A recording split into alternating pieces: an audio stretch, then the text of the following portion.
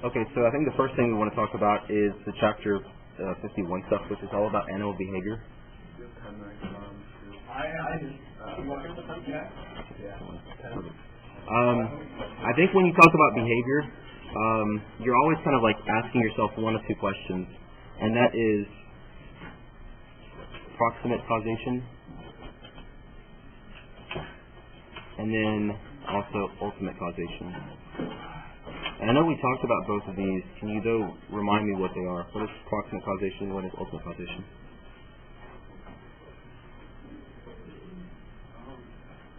Think about the terms. Like proximate, what does that mean? Around. And what is ultimate? Everywhere. Like more like encompassing, right? Proximate causation is going to be asking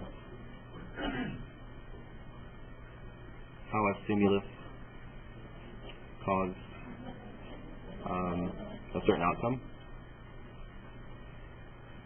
It will also address maybe the mechanism of the reaction. Like for instance, if someone was to slam a door and you were to get startled and your heart was to start beating quickly and maybe your muscles tense up, there's going to be something logical about that proximate causation, how that event happens so very quickly, as opposed to ultimate causation, which is going to be asking a question of what is the evolutionary advantage.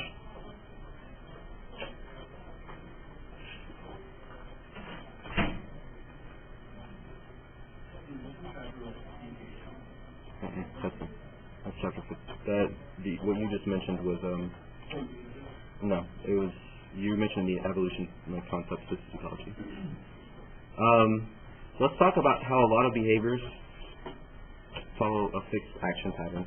Remember what a fixed action pattern was?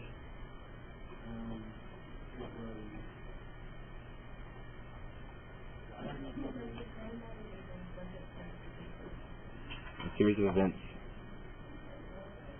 that is guaranteed to finish.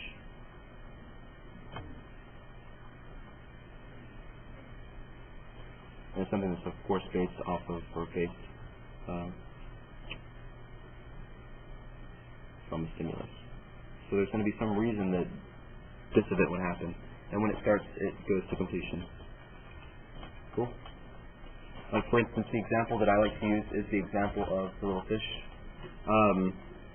Remember this little fish? I think the story was from your book, and it might be a newer edition, but it's something about how the fish,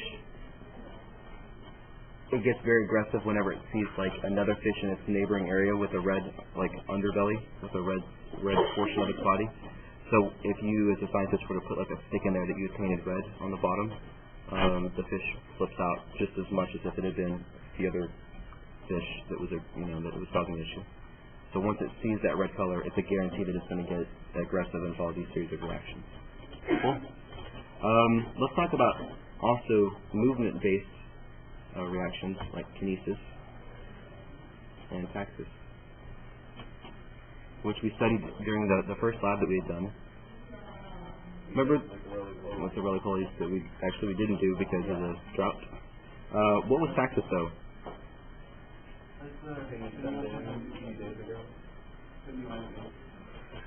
It's an automatic response to a stimulus.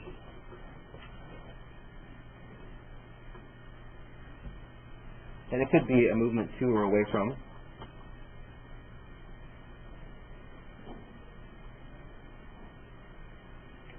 They give you the example of like how there's some fish that exhibit positive taxis, and by that what they mean is like the fish that always swim against the current. They realize that like which way the current is, and then they swim against it. As opposed to like a kinesis movement, it's going to be based like on like maybe a speed more or less, like how quickly they're moving. The example of kinesis was like how the roly-polies,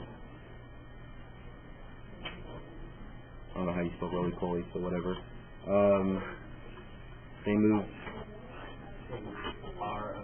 it's irrelevant. They moved quick or slow based on the environment.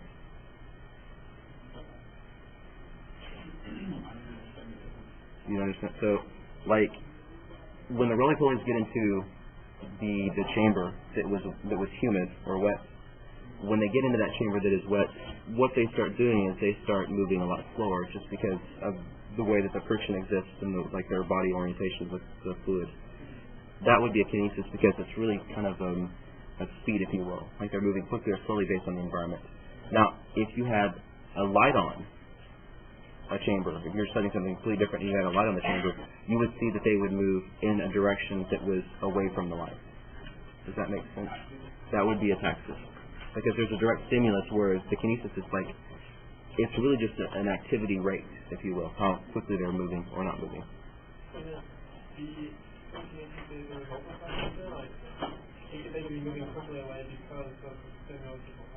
No, I mean, because taxis is going to be like the fact that there's a light or that there's not a light. So this idea that say you're going to go away from something or do something.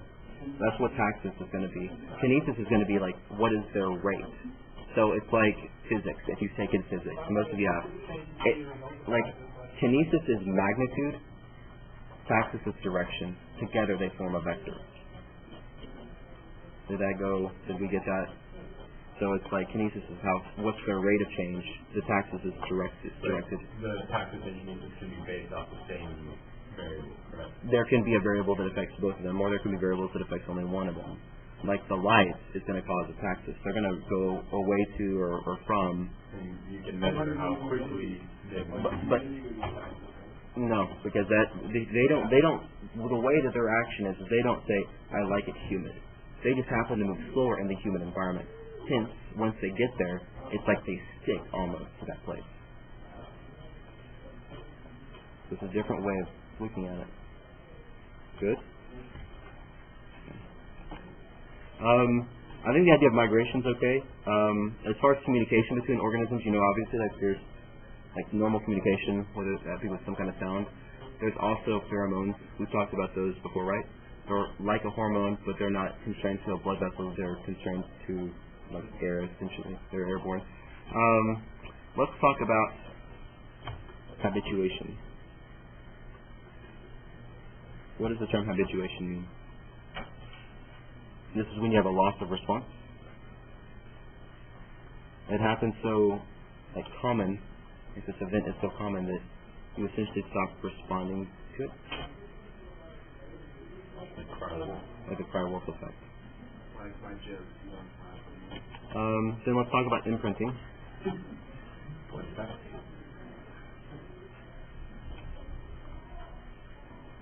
What is imprinting? It's the ability to learn behavior, right? So it's learning behaviors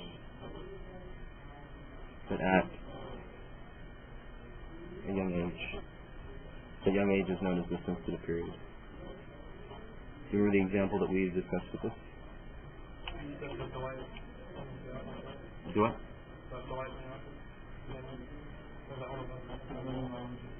What?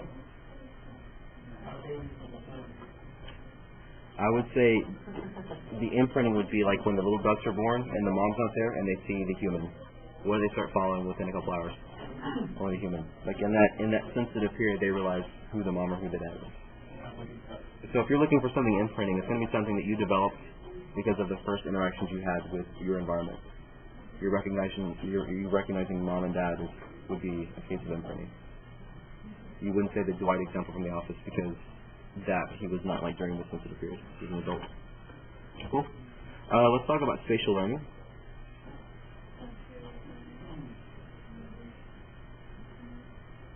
It involves the use of landmarks.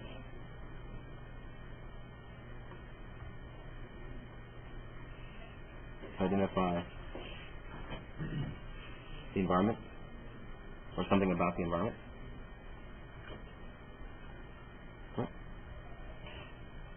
As you do spatial learning, and spatial learning is like where you recognize that if you see this like orientation of trees or whatever, that you're in a certain neighborhood. You develop many of those like spatial learning like aspects. You develop tons of this, and that actually leads to the formation of cognitive maps, which is essentially like how your mind interprets the environment. So it's a mental map of the environment. You can visualize getting home or going someplace because of the cognitive map that exists in your mind, basically. is associative learning.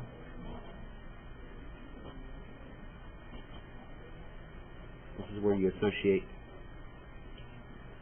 one feature of an environment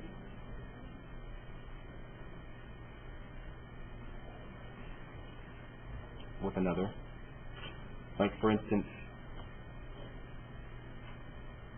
the color red.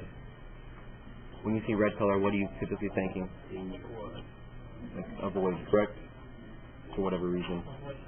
So, in this case, that would be the next thing to make, was that if you see red as being bad, then you would avoid Brad because of his shirt.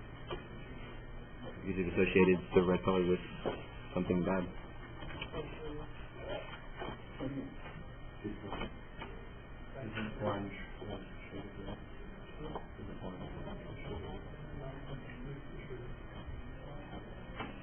Classical conditioning is where you take a stimulus and you make it associated, or it becomes associated with some kind of reward or punishment. So, like, the Tinkerbell, the reward is that us walking through the door. So whenever Jamie pulls up in the truck and Tinkerbell hears the exhaust system, Tinkerbell gets all excited. She thinks she's about to be rewarded, and she kind of is, because her mom's going to be home. She realizes that stimulus, that sound, is going to give her a reward. Whenever she hears a door slam, she gets scared because she thinks that she's in trouble. Do what?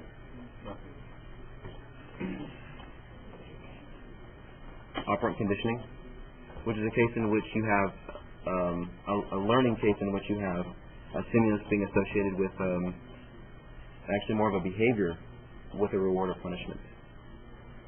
So you associate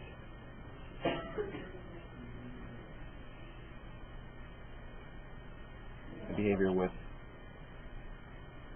an award or a reward, I should say, not award, reward or punishment.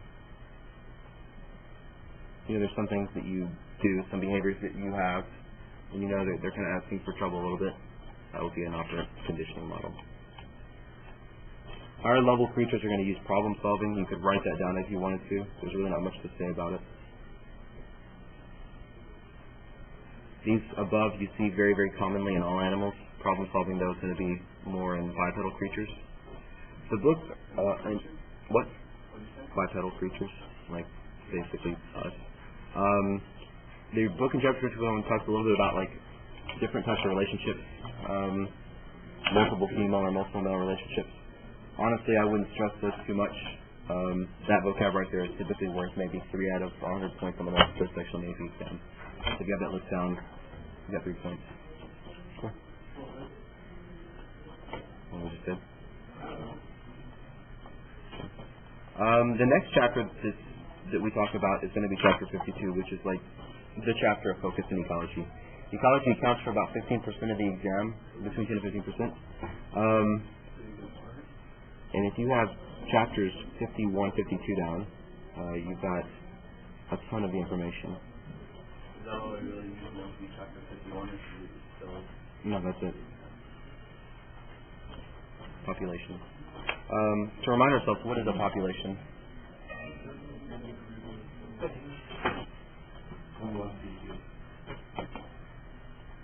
Okay.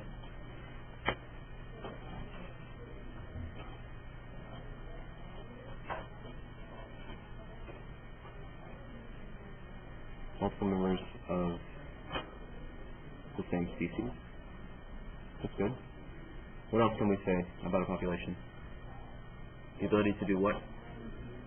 Reproduce or interbreed.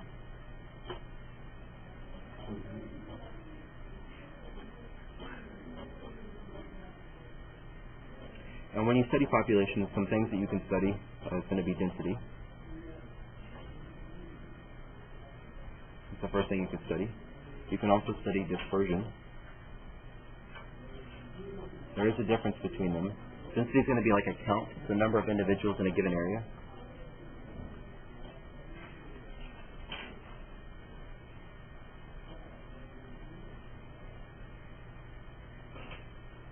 Whereas dispersion is going to be more of a measurement of where they're at.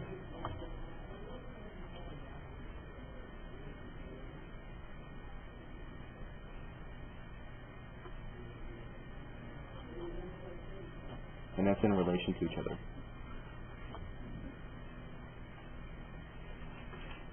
Now your density could be high or low, and it's really an ambiguous number that's typically graded. You could talk about how density is affected by immigration and immigration, the movement like into and the movement out of a population, but I think we probably got that. The only other thing that I would mention is like your different types of dispersion models. So I'll show this different types real quick. Here's one type right through here.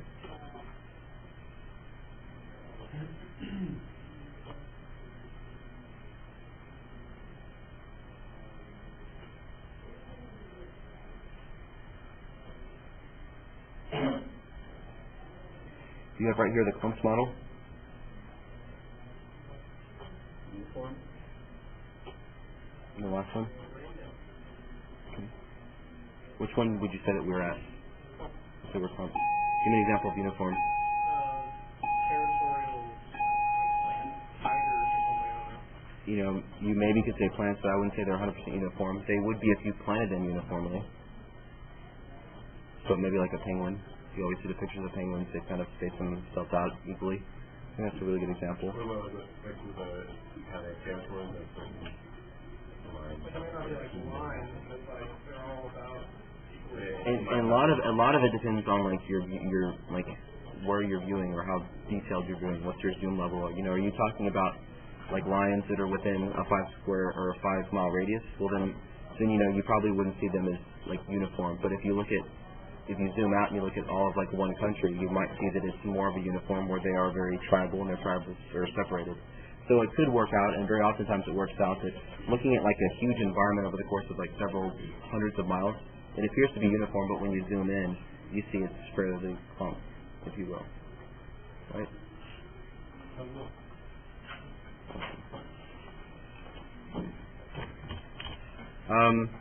We talked a lot about life tables. You know what a life table is measuring, correct? It was talking about like the number of people that are living at the end of each year, at the beginning and then at the end of each year, and it says the number of individuals that are dying. So it's basically the one about the square. It's measuring the survival, so the survivorship of members in a population.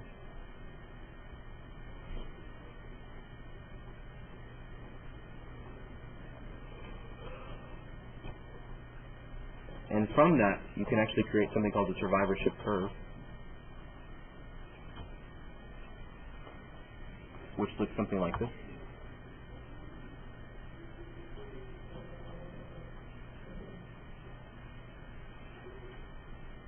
And if you think about it, you end up with a couple different options here. There's the type 1 species, the type 2, and there's the type 3 species. If we talk about like maybe age here, and then percent of survivors, which type would we fall into? Definitely category 1. We're a type 1 species, which means that if you're a type 1, you have tons of survival early on, and then you die when you're old, basically. So, low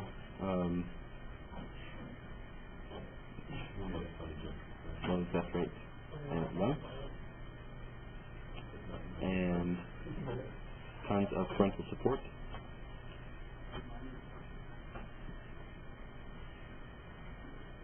So basically in a type 1, your energy investment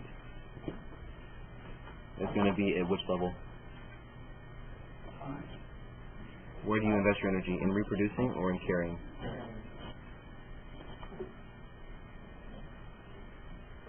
And that's directly opposed by the type 3, which would be something that has tons of babies, essentially. So there's high offspring levels.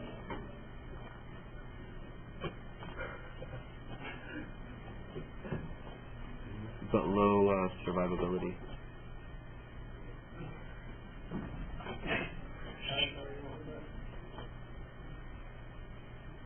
So where's the energy placed for this type? So energy involved in mass reproduction.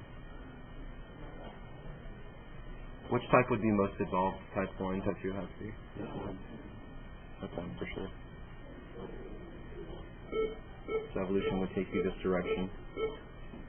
which means that a type 1 is going to have very few babies, but it's likely that they'll survive till they're older.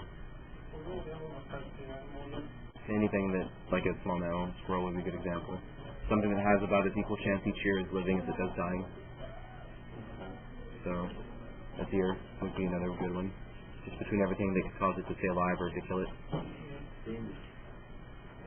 When you talk about messing up like trophic structures and messing up like feeding patterns, this is like to me this is the worst thing you could mess with, because this is actually messing with overall count.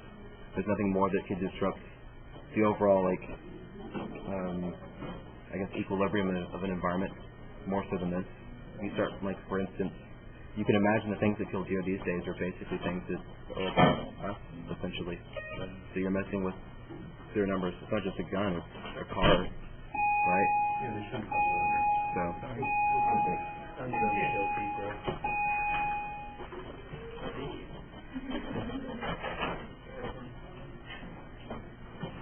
Awesome. Another thing to talk about is really what's happening to population growth, and there's actually two models to follow. One model is going to be this concept of exponential population growth. Now, when you look at an exponential function, I think one common feature of it is that it's supposed to be able to go on indefinitely. So when you look at exponential population growth, and you plot this over time, and you look at the total number of members, and that's members that are living, not total members that have ever lived. There's got to be people that are, or individuals that are using resources. An exponential growth model is going to follow something like this, which means that a population wants to grow indefinitely. And this actually goes back to Darwin's point. Darwin basically said that reproduction occurs at a high rate. In other words, he said that there was going to be an overproduction. But then what was his next statement after that? Right, so he said that resources are lacking. So your exponential population growth has to become a little bit more, I guess, realistic. And you would start to see that this J-shaped curve actually would not be as common as it would be for it to be an S-shaped curve. What's the line across? Yes. Isn't that a resource, HP? K value. There's a point in time where the resources are in such a limit that your population has to steady off, and typically before it steadies off, it's going to go through a rapid decline.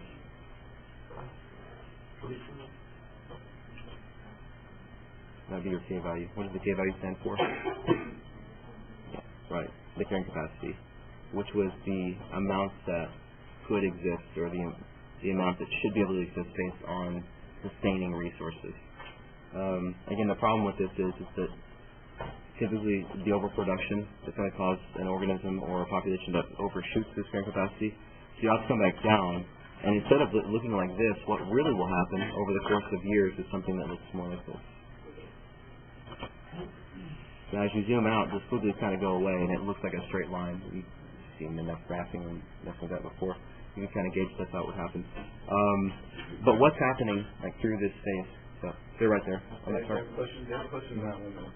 Yeah, you're going to have natural selection each time.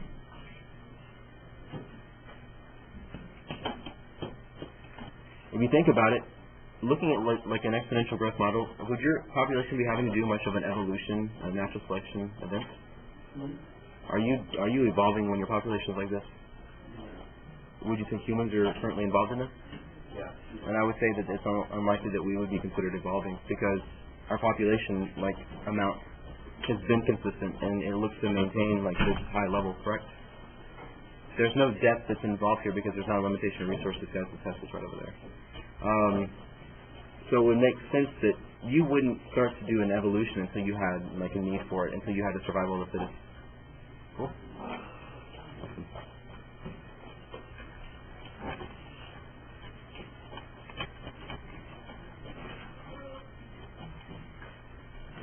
I guess this is... I think there's a little bit of evolution like going on, right? Do what? I mean, For our case? yeah. We're mutating genes, but it seems to me like any gene mutation that could exist. First off, mutation in genes is unlikely to exist with an advanced creature. It's unlikely to be noticed when your creature like reproduces. Maybe. People, aren't people who don't have wisdom teeth? Isn't that like evolution thing? I would say no, because evolution is like many generations of time. Like if you want a bacteria to evolve, like when they talk about a new strain of like a bacteria of E. coli, you might hear about that like once a year. Sure. Bacteria reproducing like every 10 minutes. You're producing like every 25, 30 years. Imagine like you realize that if I have like one bacteria and it reproduced until you had millions in this petri dish, there's a lot of generations that's going on there, and there's a lot of mutations that could go on and could be passed on. But yet, out of this quick speed that this bacteria is doing, and there's tons of bacteria around this place, everywhere, you only hear about uniquely like one strain that's more powerful this next year. So they're only coming up with like one new idea each year, and they have a mechanism to do it very quickly. We have a very slow mechanism, so it wouldn't be a 1 per year for us. It wouldn't even be like a 1 per 1,000 years for us.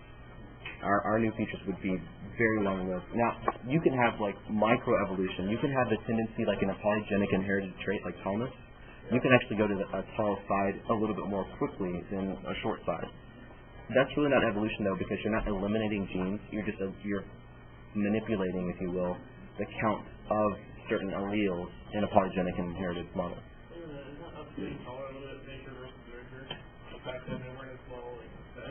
Yeah, and that's actually like that probably is going to be the real reason that like you would see tallness or anything else, is because the ability of you to be tall and like the way that your bones are forming is going to be based on like more of what happened when you were between the ages of like 0 and 10 than it is when you're like between the ages of 13 to 20.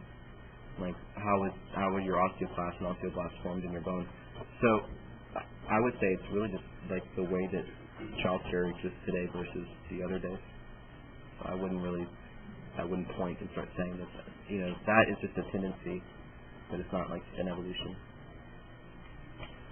Somebody who didn't have wisdom teeth one time told me that it's evolution. Yeah. They're like, yeah, we're genetically superior. We don't have wisdom teeth. No.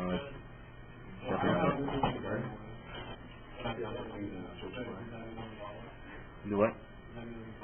No, you've only adapted. You've adapted. If you can adapt, all that means is that you can think. I mean, you obviously knew that they need to come out. You come out. The one that doesn't die. Strongest, like the fastest, the smartest, like. Are you talking about in our world? I'm talking about like apocalyptic, like K-value, like logistics. We would own. Yeah, the game would probably out of water. The game would probably out of water. We would put together. We like dragons. You see this right here? That's the gang. You just said the gang died? No, here's the gang, and this is because of the gang. No. You guys are missing a mile. Like your way to survive. Hey, well, at the end of that.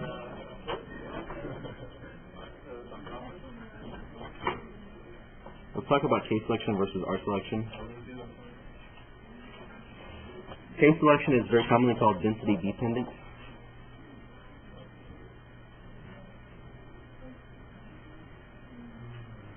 Density dependent selection. It's a selection model that exists because of the number of members in the area. Now, let's say that you had a case where you were approaching like this for maybe just the area that we live in. Let's say the area that we were living in, this one population, because this isn't about necessarily humans as an entirely like existence. This doesn't have to be like global. So this could be based on your area. Agreed? Okay. Your carrying capacity. I mean, that's a nice way of saying that there's only so much stuff to go around. Agreed? You can also agree that the number of individuals affects your outlook or what potential you have to be involved with the carrying capacity. Agreed? Like, you might be able to get some resources or not get resources depending upon the number of individuals that are there. So density dependent and case selection should go perfectly hand in hand. This is all about the amount of stuff you have, and density dependent is about the number of people around you. So what you get, what your cut of the resources could be, is based on what number of resources there are and how many people you have to share it with. Does that make sense? As opposed to an R selection model, which is all about density independent selection. Give me an example of like density independent. So.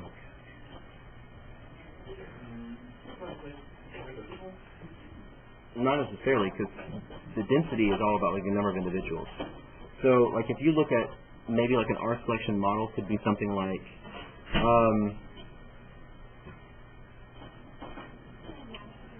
I mean, it could be. You could start seeing natural disasters. You know, another thing this is saying, maybe another way to look at this too, is let's study birth rate and death rate. Okay? Would you say that we're at carrying capacity right now? No, because there's not, like, you could still have a child. Agreed? So, we're really not to the K level yet. If you have, like, some R-selected issue that comes up, it's not going to really affect our birth or death rate because birth or death rate would be only affected by carrying capacity. Like, the number of individuals could be supported. So your birth and death rate wouldn't change with with density-independent selection. But with density-dependent selection, your birth and death rate would change. There's only so many babies that could exist, or only so many old people that could exist, or just people in general. Like the number of people living or dying would be affected if you were at carrying capacity. Right? Do you understand this idea? Okay. Now typically case selection models are going to be like density-dependent like selection tools, like mechanisms of the environment, are going to be things that would directly affect the number of individuals. So give me an example of something that would be case selected. Yeah, so like a good example of this would be food. What else? Water. Perfect. You go shelter or space overall. Now give me something that would be R selected. Like it doesn't matter how many people are here. If this issue exists, it could affect you. Okay. You say disease, so like in other words, there can be a lot of people around or a little people around. If the disease is there, it could kill you, right? So if HIV was airborne, you would say that, I mean, in the worst possible case, that if it's airborne, you have this issue already, right? Is that what you're saying? But I might also put disease over here too, because a lot of diseases that are airborne are like they're communicated or they're passed off between person to person. It depends like how many people are around you. Give me something else that's very definitively R selected, density independent. Anything that's natural disaster, right? I mean, if there's a hurricane and it's huge and it comes over Dallas and it washes us away, there could be 5 people or there could be 5 million people here. It's going to get washed away. Anything that's going to be like a natural environmental phenomenon is going to follow an R-selected model. But even still, and this is where it gets a little tricky and I would want you to think about on an essay, you could think about any of these and you can put them over in this category. Yeah. Think about it. Natural disaster, you know a hurricane's coming. You sit around. Where do you go? Away, at least, right? You would go like somewhere else. Agreed? Wouldn't you agree that like how quickly you can like cheese it on out of here is dependent upon like the number of people on the highway? So in a lot of ways, some of these are selected tools the environment has, even though they were maybe not designed to be density dependent, they do become density dependent, especially like in the case of humans. Plus, I mean, if a hurricane is coming and there's like 5 million people there, I mean, the odds are like there's 5 million people in one place. There's going to be a lot of like stuff built that could like essentially block water from getting to wherever you are. Could be. You know, so that at that rate, you could actually make something that used to be density independent not really a factor at all, right? I mean, like as you can change technology, maybe there's some things that don't matter at all anymore. That's cool. Let's see. We've talked about populations. I can't think of much more about populations that I want to talk about, aside from the fact that there could be maybe a competition between different populations. Maybe the squirrel and the cat are fighting for the same resources or whatever. It probably don't make too much sense, but whatever. Let's talk about maybe some community interactions. So this would be the next chapter, which is 54. No, that was back in evolution, dude. You're in like 24, dude. Speciation, it's like new species. That's evolution.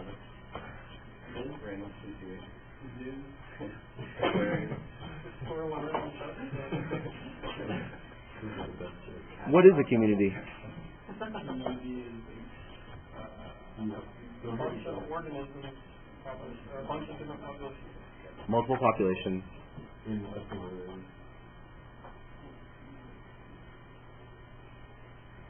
So they don't necessarily even have to be of the same population. Like, I mean, of the same species. They could be different. Typically, they would be different. Right? Maybe the same, maybe different.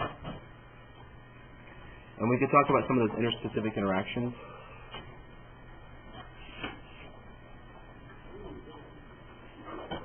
When you take down the word interspecific, inter means what in this case?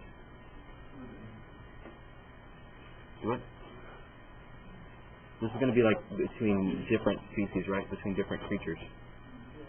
And we recognize a couple of different ones like competition.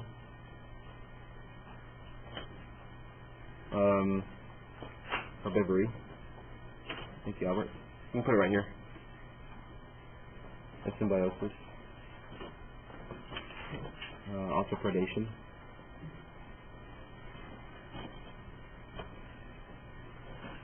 Competition is always a negative. Negative?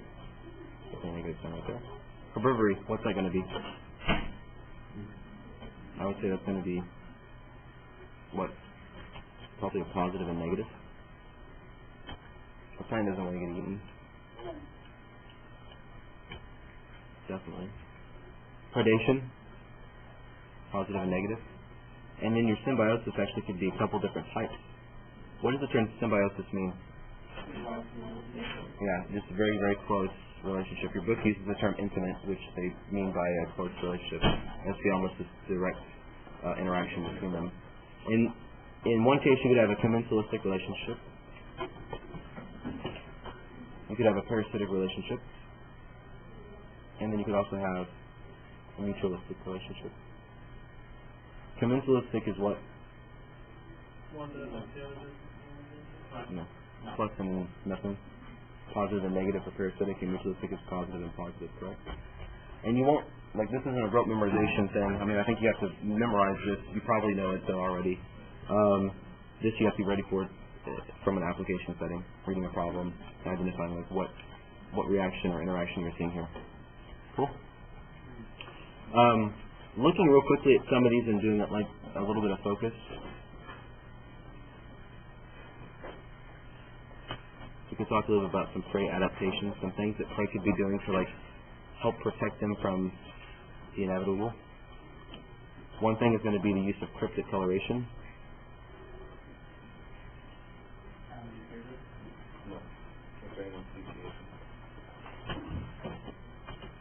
This should be like a camouflage.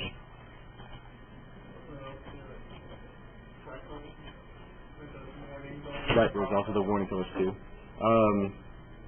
I think you maybe are talking about like an aposomatic coloration. This is where there's like a real vibrant color displayed whenever there's like a poison. The vibrant colors.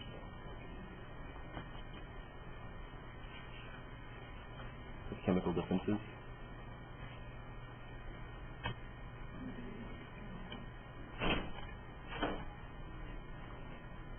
There's also Batesian mimicry. Do you remember what that one was? Batesian mimicry?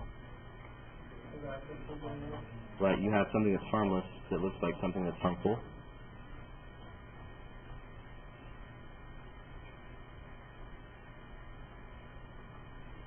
The idea of no one would mess with you if you look like you're dangerous.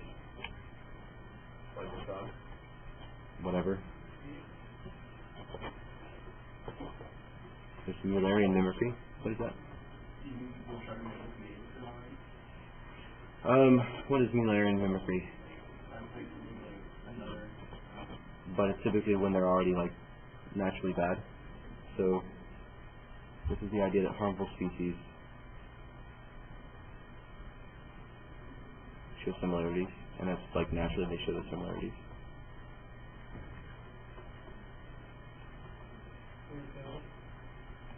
Like, I can't tell the difference between like a yellow jacket and a bee and a whatever else. They all look the same to me. Right? And they all have about the same outcome. Let's talk about trophic structures. What is the word trophic? What are we getting to with trophic structures? This is kind of changing. I think that's the direction completely. Trophic is going to be all about what? Okay, it's about feeding structures or organization. Typically, it works that you start off with a producer at the bottom. You work your way up to the primary consumer, then up to the secondary consumer, and maybe more so. But typically what we notice is that when you put this like in an energy diagram, you see that there's always very little energy at the top layer. Why is there this energy lacking at the top layer? Why not have this as a box? Biological inefficiency. Prevents many layers. It also causes, if you think about it, us to note very, very few organisms at like certain levels. In other words, like the tertiary level, it's almost impossible to see a member because there wouldn't be that many. We know what food webs are too, correct? Like if I had a picture of myself and a cow, the arrow would be going in my direction. Some other key words or vocab that I guess I'll just go over now. Invasive species. What's an invasive species? Something that's not natural and basically takes over. Endemic. The fire ants in Texas would be invasive. Endemic would be something that is natural to an area. And when I say it takes it over, it typically finds an appropriate niche back on invasive species. What's a niche, by the way? Right. It's not just like where you're at, but it's your role in the system, correct? And it would make sense that if you're invasive, you come in, you picked out whatever used to be there, and now it's your niche, and maybe you don't match up with the organization of that structure anymore. That's what makes you invasive. You were able to take over and utilize more of a resource than your predecessor was able to use. What about a keystone species?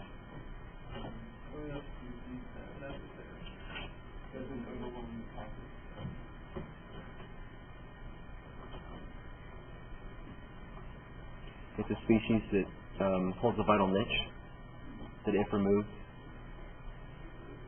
causes the system to collapse. It's hard to think of different species that actually would fit this category. You know, you could say plants in general are like this keystone species, but then again, like that's multiple groups. I mean, obviously plants are going to have this massive issue. What was the example of like a starfish in rain or something? If they kill the starfish should be the thing that eats the algae, and then the algae goes up and dies. Basically, it's and it kind of gets into a little bit of like what's the mechanism of control, is it top down or bottom top control? And typically, these creatures they're going to be like in the midst of like the trophic structure, so they're regulating the lower levels as well as the higher levels too. Like keystone species oftentimes can regulate both directions. The best example that I remember learning in college was like one about alligators, and that was just based off the data I saw. And I remember, like, you go to a swamp, has alligators, it's a normal swamp. You go without the alligator, it's absent. You would think everything would be okay because alligators are pretty like ending creature. It's pretty terminal. But for whatever reason, once it was gone, all the control on the lower levels collapsed. They got out of control. Their numbers did, and basically this system has to shut down. Yes, ma'am. Sure. Good. Awesome. I think we're okay probably with most of this. The other thing that I do want to mention is a couple other things. Real quickly, I want to talk about what happens if you had a trophic structure that would be abnormal. Let's say right there. Let's say that you had something that looks like this. You don't have to. Just right there. This is pretty typical, correct? To have very few producers, or to have many consumers, few consumers, many producers. That's very common. In aquatic environments, though, a lot of times we see something like this. Like if you look at maybe like a phytoplankton versus a zooplankton. And that seems unique because the zooplankton is the primary consumer and the phytoplankton is the producer. Now looking at this, what's your like concern early on about this orientation? Yeah, there's certainly not enough like of these little guys to provide energy at the top level. You get this idea of having tons of the producers and very few as you go up because of this inefficiency. So using inefficiency is still this tool. You would gauge or you would guess that there's no way that this thing's going to survive more than a couple of minutes, right? But this is the way the system exists naturally. How can it exist naturally? What's so special about this? Exactly. At high reproductive rates. Even there's very few of them, and they're engulfed very quickly. They're making babies quick enough that their number can stay small, but still support the large amounts of creatures above it. It actually works out. This is a little bit deeper. You would include like a whale at like the next level. So it can work.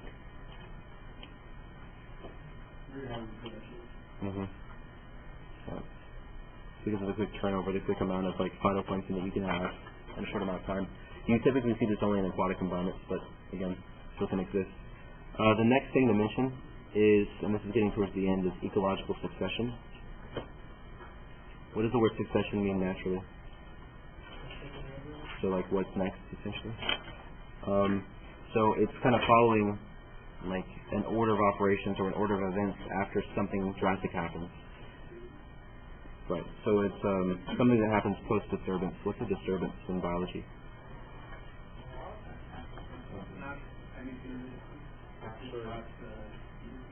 So anything that disrupts a system. We could be setting this on a community level. Probably we would be setting it from an ecological level, because if something's going to like destroy the organisms, it's probably going to destroy just about everything, right? You have two types of succession. You have primary succession, and then you have secondary. And you have to know the differences between these two. Primary succession is an event that happens where there's been no soil there. So this is occurring, or occurs, where no soil has been previously.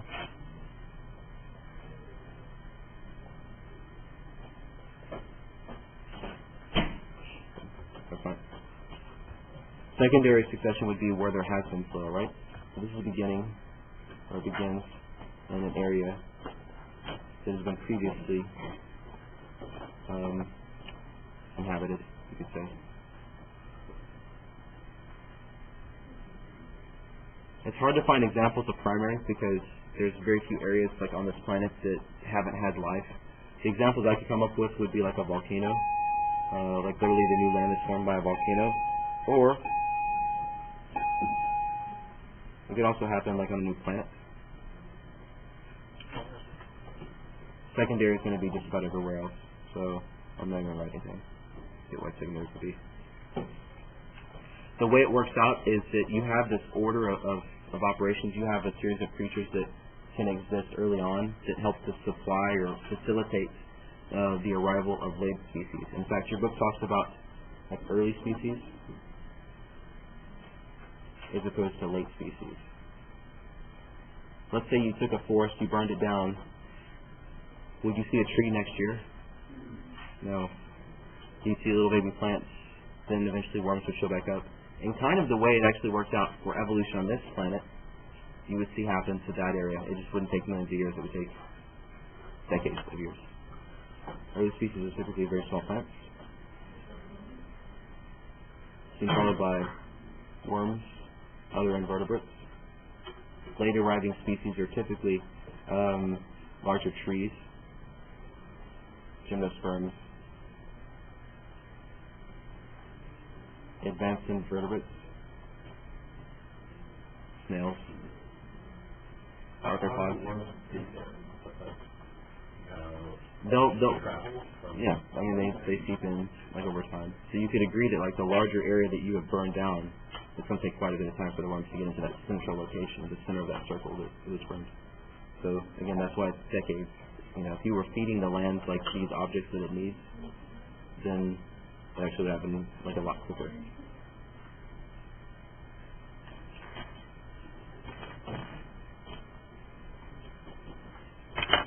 Cool.